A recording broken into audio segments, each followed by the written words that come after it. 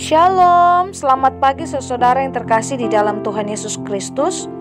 Selamat berjumpa kembali di dalam renungan pagi hari ini. Sebelum kita membaca dan merenungkan firman Tuhan, marilah kita bersama-sama mempersiapkan hati dan pikiran kita dan memohon tuntunan Roh Kudus. Mari kita berdoa. Oleh karena kasih-Mu Tuhan, kami boleh ada sebagaimana kami ada di pagi hari yang indah ini. Sebelum kami melakukan berbagai aktivitas kami hari ini, kami mau mengisi hidup kami dengan mendengarkan firman-Mu sebagai sumber kekuatan kami di dalam menjalani kehidupan ini. Amin. Saudara yang dikasihi Tuhan, renungan firman Tuhan pada pagi hari ini terambil dari 1 Petrus pasal 2 ayat 21. Saya akan membacakannya untuk kita. Sebab untuk itulah kamu dipanggil, karena Kristus pun telah menderita untuk kamu dan telah meninggalkan teladan bagimu supaya kamu mengikuti jejaknya.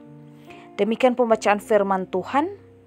Saudaraku yang terkasih, judul renungan pada pagi hari ini adalah mengikuti dan meninggalkan jejak yang baik.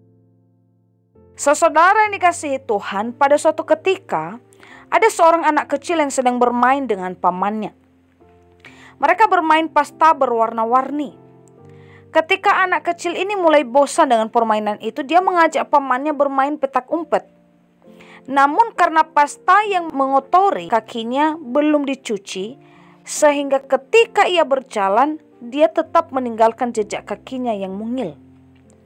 Ketika memulai permainan petak umpet, dia heran karena di mana saja dia bersembunyi, pamannya tetap menemukannya.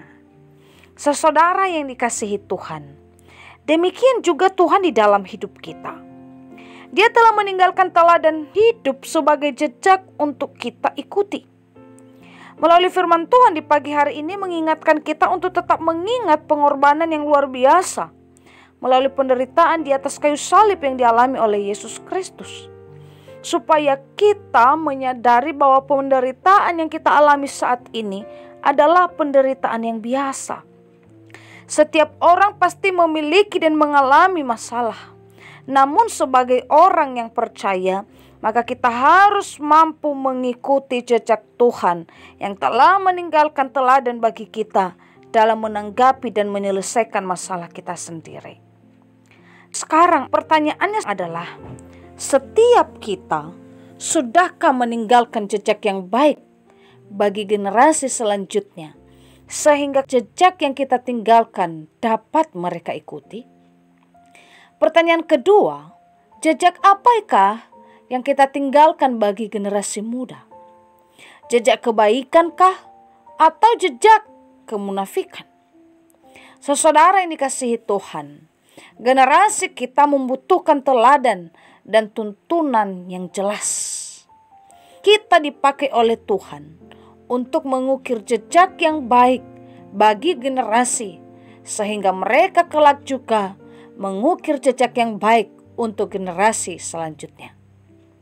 Mari kita gunakan kesempatan yang diberikan oleh Tuhan untuk meninggalkan jejak yang baik, sebab Ia memakai kehidupan kita untuk menjadi perpanjangan tangannya di dalam meninggalkan jejak yang baik bagi generasi ke generasi selanjutnya untuk dapat diteladani.